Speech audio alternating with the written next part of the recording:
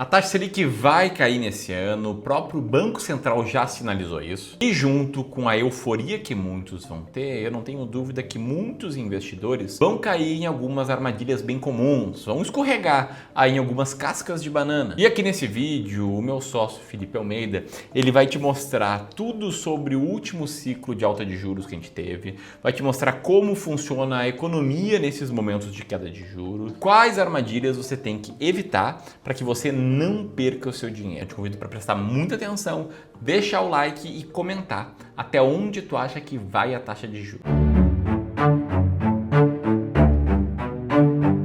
Então vamos lá, direto pro assunto e vamos começar com os fatos. O que é que a gente tem na mesa hoje? Bom, se a gente analisa a última reunião do Copom para decidir a atual taxa de juros, a gente viu que a taxa foi mantida em 15%, mas já ficou muito claro pelo próprio Banco Central que a sinalização do início do ciclo de cortes já está muito próximo. Inclusive, a aposta do mercado financeiro não é mais se a taxa vai cair, mas quanto ela vai cair. Inclusive, a maior porcentagem, quase 60% do mercado, acha que ela vai cair 0,5%. E isso aqui é extremamente relevante para o mercado financeiro, para o Brasil como um todo, para a nossa economia, porque o que a gente vem se acostumando nos últimos anos, nos últimos ciclos ali, é Selic a 15%, é o que a gente vive agora.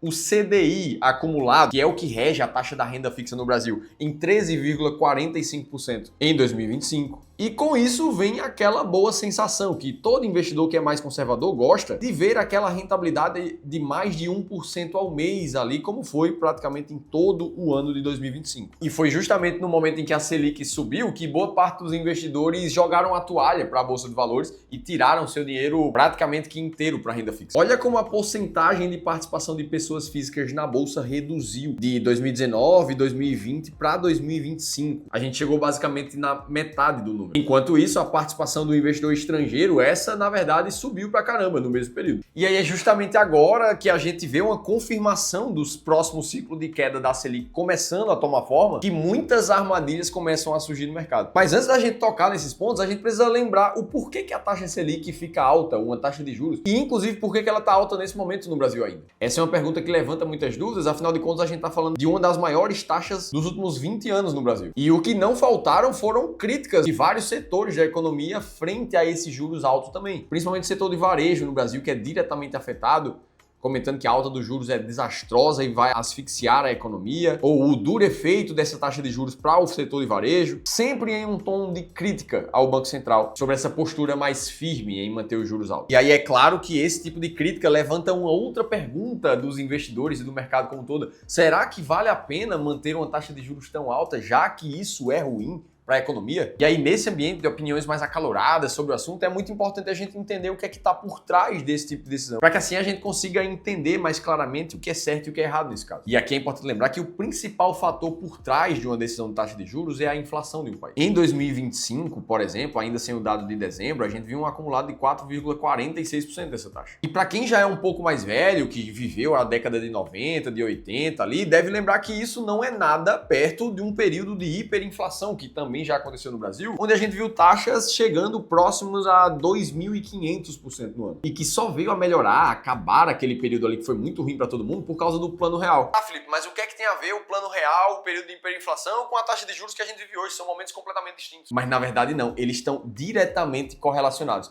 Depois que a gente viveu aquele momento que foi difícil para todo mundo, eu não vivi economicamente falando, mas se você passou por esse período de hiperinflação e quiser deixar o seu relato como foi difícil viver um ambiente assim, pode deixar teu comentário aqui embaixo pra gente sentir um pouco mais na pele do que isso significou. Mas o fato é que depois de resolver aquela solução, a gente criou diretrizes da nossa economia para que isso não venha a acontecer novamente. E foi daí que em 1999 foi implementado o tripé macroeconômico, que inclusive norteia o Brasil até hoje. Ele é baseado em 3 pilares centrais. O primeiro deles é a responsabilidade fiscal, o equilíbrio basicamente entre receitas e despesas públicas. O segundo deles é o câmbio flutuante, o valor da nossa moeda que é definido por oferta e demanda e não por travamento de alguém que queira fazer isso. E o pilar número 3, que é o regime de metas de inflação, que basicamente coloca sempre um alvo para o Banco Central e para a economia como um todo para a gente buscar chegar a algum número factível de inflação no ano. Sobre o tripé macroeconômico, o próprio Armínio Fraga, que foi um dos arquitetos do Plano Real, explicou que quem tomava conta da inflação era a taxa de câmbio. Até que, depois do tripé macroeconômico, essa responsabilidade passou a ser da taxa de juros, sob o comando do Copom e da execução do Banco Central. Então, o resumo da ópera é que a Selic hoje, a taxa de juros, é vista mesmo como o principal remédio que a gente tem para controlar a inflação. Sempre se ancorando na meta que a gente tem. Então, por exemplo, a inflação um pouco acima de 4% nesse momento pode parecer baixa, mas ela na verdade é muito próxima do teto, do máximo que a gente pode chegar de inflação segundo a meta atual que a gente tem, que é de 3%, com 1,5% de tolerância para cima ou para baixo. Logo, se a inflação está no teto ou levemente acima do teto, o Banco Central vai continuar atuando. Principalmente quando a gente lembra que um outro princípio do tripé macroeconômico, que é o equilíbrio fiscal do Brasil, ele não está lá essas coisas todas. Para melhorar isso, a Selic sobe para desestimular a economia, e uma economia menos estimulada tem menos inflação, porque está menos aquecida. O crédito fica mais caro, logo as pessoas demoram muito mais a ter acesso a dinheiro para ter mais consumo. Com menos consumo tem menos demanda, e a expectativa assim é que a inflação vá se arrefecendo ao longo do tempo. Ou seja, a Selic alta é um remédio, por mais que ele seja amargo. Mas o fato é que é melhor um remédio amargo de Selic alta do que uma doença completa instaurada, que seria um período de inflação de novo mais descontrolado. Mas o fato é que agora a gente não fala mais em continuidade de aumento da Selic, na verdade muito mais em quedas daqui para frente. E isso também é importante até porque o próprio controle fiscal das contas públicas do governo também é muito afetado pelos juros mais altos. Os gastos só com os juros da dívida no Brasil somam mais de 869 bilhões no acumulado dos últimos 12 meses. Ou seja, com o PIB atual do Brasil em cerca de 12 trilhões de reais, como foi em 2025, a gente tá falando que só para pagar os juros da dívida, sem agregar valor nenhum a mais para nossa economia, os nossos cofres públicos estão deixando 7% do nosso PIB na mesa. A gente precisa entender o que é que a gente vai enfrentar daqui para frente. Já que a gente já entendeu que a Selic vai começar a cair, como é que a economia e os investimentos costumam se comportar em momentos, em ciclos assim? Para falar sobre isso, tem um estudo muito legal aqui da Economática. Eles basicamente estudaram os 6 últimos grandes ciclos de queda dos juros no Brasil desde 2003, e o que foi constatado é uma observação muito simples. Quando os juros entram em ciclo de queda, é natural que a bolsa tenda a se valorizar bastante. E pode até ser estranho falar isso no momento onde a bolsa já está subindo pra caramba, com praticamente 50% de alta nos últimos 12 meses e tocando as máximas históricas. Mas eu vou te dar alguns outros exemplos dos últimos ciclos de queda de juros para você entender a magnitude do que isso pode atingir. Primeiro ciclo de queda, entre 2005 e 2007, quando a Selic caiu, o índice financeiro de bancos e afins aqui no Brasil, por exemplo, se valorizou 200%. No segundo ciclo de queda,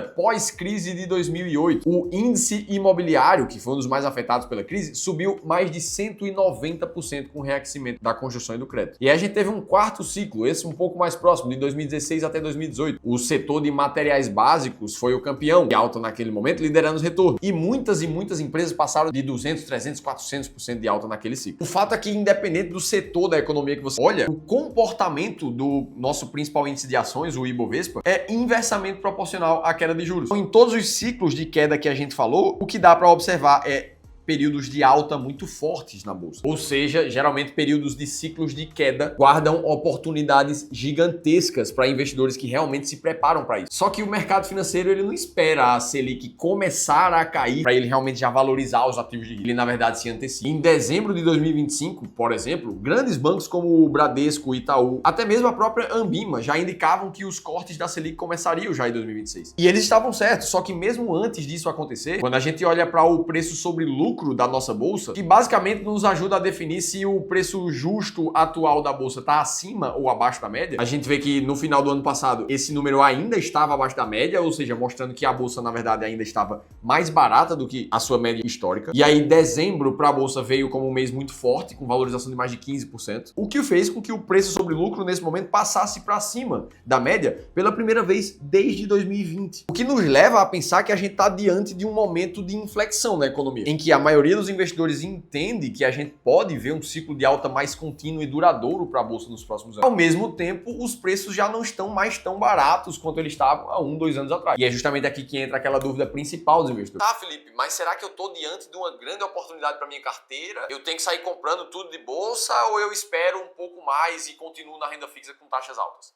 Para te responder isso, a gente precisa começar pela coisa mais importante de todas. A principal coisa que os investidores têm que colocar na cabeça deles em momentos assim é que o mais importante é ter calma. Buscar tomar decisões com base realmente em racionalidade e não somente no que o mercado está fazendo. Afinal de contas, é justamente em momentos assim que os nossos vieses emocionais de seres humanos, que eu tenho, que você tem, que todo mundo tem, aparecem com ainda mais força. O principal deles é o que a gente conhece no mercado como o efeito manada, que é o mesmo efeito, inclusive, que fez com que vários investidores, no final do ano de 2024, por exemplo, onde o Ibovespa foi muito mal, a média das ações no Brasil foi muito mal. Depois de basicamente 12 anos de sobe e desce ali da bolsa, aquele ano fechou numa queda de mais de 5% na carteira de ações dos investidores. Ora, e se a gente olha isso em retrospectiva, aquele ano ali de 2024, a gente começa a perceber que, na verdade, o final do ano de 2024 foi um dos melhores momentos do ciclo atual de alta para investir. De lá até aqui, a bolsa já sobe quase 55%. Mas olhar em retrospectiva é fácil. O que os investidores estavam fazendo naquele exato momento era retirar o dinheiro de bolsa, já que parecia ser um investimento que não dava muito futuro. Afinal de contas, por que eu vou deixar de receber 12, 13, 14% na renda fixa com risco muito baixo? Para ficar na renda variável correndo risco e ainda assim perdendo 5% no ano. E aí, por pensar desse jeito, muita gente tirou dinheiro da bolsa naquele momento. Foram essas as mesmas pessoas que perderam essa alta subsequente que o Ibovespa apresentou até o momento. E aí agora muitos investidores começam a mudar a cabeça. Será que eu não tenho que investir um pouco mais em ações? Comprar um pouco mais de bolsa agora que o cenário começa a ficar um pouco mais claro, a Selic começa a cair de novo, um próximo ciclo de alta pode estar pela frente. E esse ciclo se repete todas as vezes em que a Selic e a bolsa se movem para cima ou para baixo. A maioria dos investidores sai na hora errada, em que a bolsa está mais desvalorizada. E aí, por conta disso, eles perdem as principais pernadas de alta do mercado de renda variável. E ainda tem que ver muita gente ganhando dinheiro enquanto ele não se posicionou, para aí só depois comprar na hora errada, quando a bolsa está muito mais cara. E é justamente por causa desse comportamento disfuncional que a gente observa todas as vezes na bolsa, que nós aqui do Clube do Valor, a gente sempre prefere sistematizar os nossos investimentos, onde, independente do que acontecer, você vai sempre saber a hora certa de comprar um ativo na baixa. Inclusive, é justamente esse tipo de comportamento que define mais de 90% do sucesso da tua carteira de investimentos. Tudo por você ter uma alocação de ativos muito clara, uma porcentagem definida antes de qualquer crise, para você ter em renda fixa, para você ter em renda variável. E aí, ao longo do tempo, você basicamente vai seguir as mesmas porcentagens. Só que não é só isso. Além de uma alocação de ativos clara, você precisa ter uma carteira bem diversificada para conseguir passar por esses períodos. Não adianta querer chegar em momentos assim e querer acertar aquela ação específica que vai subir mais que todas as outras